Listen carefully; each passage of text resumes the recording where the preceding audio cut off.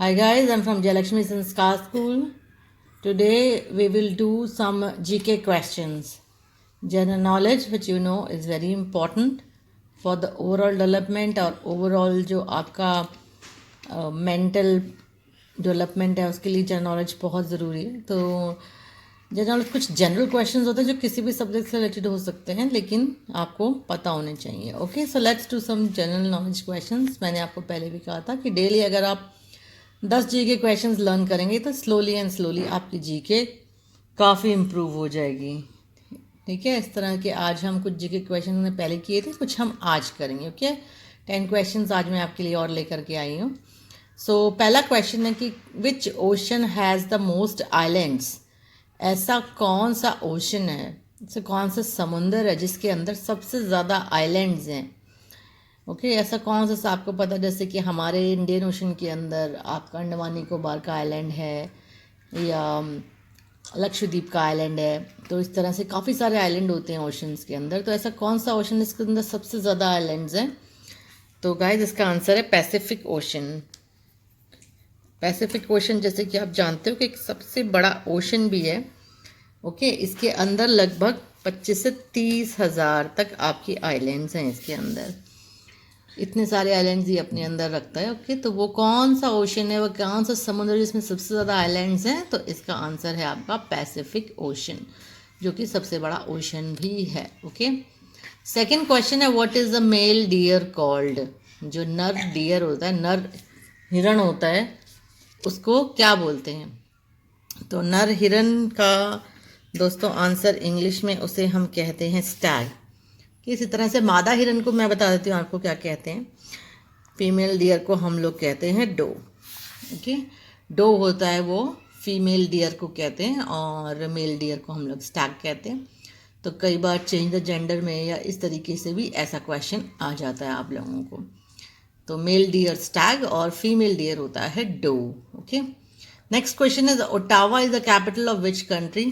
तो काफ़ी easy question है. Okay, the answer is Canada. यानी कनाडा वह कंट्री है जिसका कैपिटल क्या है, ओटावा. नेक्स्ट क्वेश्चन भी मैंने आपको इंग्लिश से रिलेटेड दिया है. ओके, दो इडियम्स मैंने आपको यहाँ दिए. ओके, दो इडियम्स दिए मैंने आपको इन्हें कंप्लीट करना है. Complete the idiom. इडियम्स मैंने आपको बहुत कराए हैं, तो अभी देखते हैं हमको कितने इडियम्स याद हैं उनमें से. पहला है a piece of dash. A piece of dash, इसका मतलब मैं आपको बता देती हूँ. इसका मतलब है बहुत ही आसान काम.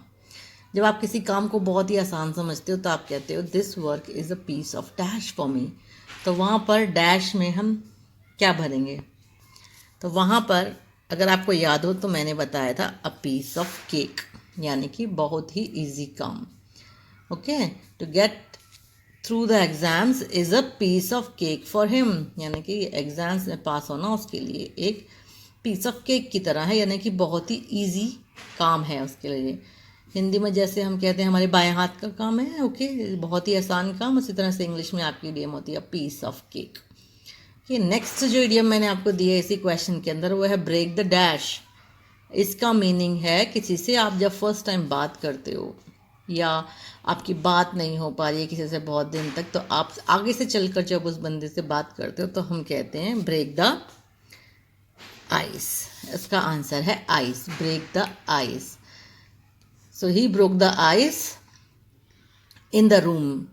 ओके, यानी कि कमरे में जब सब लोग शांत बैठे हुए थे, कोई किसी से बात नहीं कर, तो उसने कुछ बोल करके और बातचीत शुरू करी. That means he broke the ice. उसने आइस को ब्रेक किया. ओके, ब्रेक द आइस ये एक इडियम है, एक कहावत की तरह हम इंग्लिश में यूज़ करते हैं. Next is which is the largest desert in the world. बस अगर आपसे ये क्वेश्चन अगर पूछा जाएगा largest desert in the world, तो आई थिंक आपके दिमाग में सबसे पहले सहारा डेजर्ट का नाम आता है कि सहारा डेजर्ट जो है वो सबसे लार्जेस्ट डेजर्ट है. बट आपको इधर जानकर ताज्जुब होगा कि लार्जेस्ट डेजर्ट जो हमारा है वो है एंटार्क्टिका डेजर्ट. हम डेजर्ट्स की जब बात करते हैं तो हम ये इन डेजर्ट्स की बात कम करते हैं. Antarctica desert is a cold desert. Desert basically वो प्लेस हो गई जहाँ पर कुछ रह नहीं पाता, कुछ बहुत ही एक्सट्रीम क्लाइमेट होता है, कुछ वहाँ पर ज़्यादा लाइफ पॉसिबल नहीं है इतने एक्सट्रीम क्लाइमेट के कारण, उन्हें हम डेजर्ट कहते हैं। तो Antarctica desert is a cold desert. यहाँ के यानी कि वहाँ जो है 12 महीने बर्फ़ जमी रहती है, तो इसीलिए वहाँ पर बहुत ज़्यादा लाइफ पॉसिबल नहीं है, और इसीलिए यह भी एक डेजर्ट है, लेकिन यह एक कोल्ड डेजर्ट है। ऐसी जगह जहाँ 12 महीनों बर्फ़ जमी रहती है, कुछ लाइफ ज़्यादा पॉसिबल नहीं होती और रहना बहुत ही मुश्किल होता है, उन्हें हम कोल्ड डेजर्ट कह सकते हैं। तो सबसे बड़ा जो कोल्ड डेजर्ट है वो है एंटार्क्टिका डेजर्ट। एंटार्क्टिका डेजर्ट जो है आपका एंटार्क्टिका डेजर्ट जो है आपका लगभग 5.5 मिलियन स्क्वायर माइल्स में फैला हुआ है, इसीलिए इसको हम वर्ल्ड का सबसे लार्जेस्ट डेजर्ट कह रहे हैं। अगर मैं सेकंड लार्जेस्ट डेजर्ट की बात करूं तो वह भी आर्कटिक डेजर्ट है, वह भी एक कोल्ड डेजर्ट है। आर्कटिक डेजर्ट है, ये दोनों ही पोलर डेजर्ट है, यानी कि ये हमारे ध्रुवों पर स्थित हैं दोनों ही। ठीक है, आर्कटिक डेजर्ट हो गया आपका दूसरा डेजर्ट जो है, ये भी एक कोल्ड डेजर्ट है। यह लगभग 5.37 मिलियन स्क्वायर माइल्स में फैला हुआ है, तो लगभग बराबर ही है अंटार्कटिका डेजर्ट और आर्कटिक डेजर्ट, और दोनों ही कोल्ड डेजर्ट हैं। इसके बाद थर्ड जो डेजर्ट आता है वो आपका हॉट डेजर्ट आता है, जो सबसे बड़ा आप जानते हैं कि सहारा डेजर्ट है। और सहारा डेजर्ट जो है आपका लगभग 3.6 मिलियन स्क्वायर माइल्स में फैला हुआ है, 3.6 मिलियन स्क्वायर माइल्स में फैला हुआ है। तो इस तरीके से सहारा डेजर्ट आपका जो है थर्ड लार्जेस्ट डेजर्ट है। तो सबसे लार्जेस्ट डेजर्ट की बात करें तो आपका एंटार्क्टिका डेजर्ट है। अंटार्कटिका और आर्टिक दोनों डेजर्ट जो हैं ध्रुवों पर स्थित हैं और ये कोल्ड डेजर्ट कहलाते हैं। नेक्स्ट क्वेश्चन है आपका, विच is the largest producer of T, यानी कि चाय का सबसे बड़ा प्रोड्यूसर कौन सा देश है, कहाँ सबसे ज़्यादा चाय की पत्तियों का प्रोडक्शन होता है। सो गाइस इसका आंसर है चाइना। चाइना जो है वो लार्जेस्ट प्रोड्यूसर ऑफ टी है, बस सबसे ज़्यादा चाय की पत्ती उगती है। तो जितनी भी हमारी दुनिया के अंदर चाय की पत्ती उगती है उसका 68% आपको जानकर हैरानी हो कि सिर्फ चाइना प्रोड्यूस करता है। चाइना के पास एक ह्यूज वैरायटी ऑफ टी है, not only black T but is green tea, oolong tea, white T, बहुत किस्म की चाय जो है वो चाइना के अंदर उगती हैं। तो लगभग 2.2 मिलियन टन्स यह है चाय की पत्ती एक साल में प्रोड्यूस करता है चाइना। और अगर भारत देश की बात करें तो दूसरे नंबर पे भारत देश का नाम आता है, जहाँ की आपको पता है आसाम और साउथ में और असम में ज़्यादातर जो है चाय के बागान होते हैं और चाय की प्रोडक्शन होती है। ओके, नेक्स्ट क्वेश्चन है, how many legs does a spider have, यानी कि मकड़ी के कितने पैर होते हैं। तो इसका आंसर है 8। तो बहुत सारे जो है इंसेक्ट्स होते हैं इनके 8 लेग्स जो है, जैसे कि स्पाइडर हो गया या स्कॉर्पियन हो गया, स्कॉर्पियन यानी कि बिच्छू होता है, स्कॉर्पियन के भी गाइज 8 ही लेग्स होते हैं। ओके, नेक्स्ट बचा तो 3 प्राइमरी कलर्स। प्राइमरी कलर्स 3 होते हैं। Okay, these are yellow, blue and red, ये प्राइमरी कलर्स होते हैं। प्राइमरी कलर्स मतलब आप इन्हें किसी भी कलर्स को मिक्स करके आप इन्हें नहीं बना सकते, इन्हें प्रोड्यूस नहीं कर सकते, तो इसीलिए 3 प्राइमरी कलर्स हैं।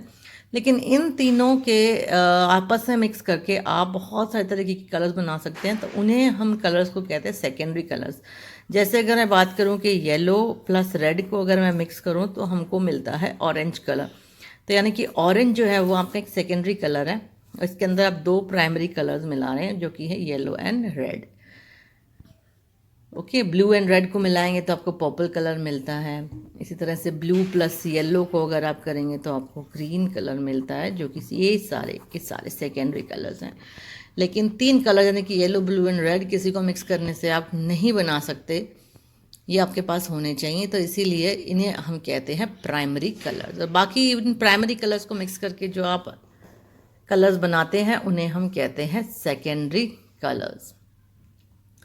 ओके, नेक्स्ट क्वेश्चन है, which chess piece can only move straight lines. Okay, सीधी चाल चल सकता है, ऐसा चेस के अंदर कौन सा जो है पीस होता है। तो गाइस स्ट्रेट लाइन में चलने वाला होता है रूक। रूक अगर आप चेस खेलते हैं, आपको शायद हो सकता है हिंदी में नाम इसके पता हो, तो जो हाथी होता है उसे हम रूक कहते हैं। मैं बताती हूँ आपको इन्हें क्या कहते हैं। रूक तो हो गया आपका हाथी, जो घोड़ा होता है उसे हम कहते हैं नाइट, नाइट। इसके अलावा जो आपका ऊंट होता है वो कहलाता है बिशप। किंग और क्वीन तो आप जानते होंगे, राजा और रानी किंग एंड क्वीन कहलाते हैं, और जो प्यादा होता है वह कहलाता है पॉन, जो उसको हम कहते हैं पॉन, जो कि सिर्फ एक ही चाल चलता है, वो भी सीधी। ओके, ठीक है, तो इसे हम कहते हैं पॉन। तो रूक यानी कि हाथी, घोड़ा यानी कि नाइट, ऊंट यानी कि बिशप, और पॉन यानी कि आपका प्यादा होता है। ओके, आज का लास्ट क्वेश्चन है हमारा, which country gifted Statue of Liberty to United States? कौन से देश ने स्टैच्यू ऑफ लिबर्टी, आपने देखा होगा, जिसके अंदर मशाल लेके एक लेडी की मूर्ति है, काफ़ी फेमस, न्यूयॉर्क के अंदर है ये, यूनाइटेड स्टेट्स के, तो जो कि एक लेक के बीचों बीच लगी हुई है। तो ये एक स्टैच्यू ऑफ लिबर्टी जो कि काफ़ी फेमस एक स्टैच्यू है, वो यूनाइटेड स्टेट्स को कौन से कंट्री ने गिफ्ट करी थी, या किसी कंट्री ने उसे गिफ्ट करी थी? तो जो आंसर है गाइस इसका फ्रांस। फ्रांस वह देश है जिसने यह कंट्री ने यह स्टैच्यू ऑफ लिबर्टी जो है वो यूनाइटेड स्टेट्स को गिफ्ट करी थी। जून 1887 को यह गिफ्ट की गई थी, और यूनाइटेड स्टेट्स ने बाद में इसे स्थापित किया गया। जब दोनों देशों का अलायंस हो रहा था ड्यूरिंग अमेरिकन रेवोल्यूशन, उस टाइम पर फ्रांस ने एज अ गिफ्ट की तरह यह statue of liberty United states को दी थी। ओके, तो गाइज आज हमने यह 10 क्वेश्चन कर यूनाइटेड स्टेट्स क्वेश्चन जीके के। इन क्वेश्चंस के अलावा और मैंने आपको बहुत जानकारी दी, तो I hope this video was helpful for us. Thank you guys for watching the video.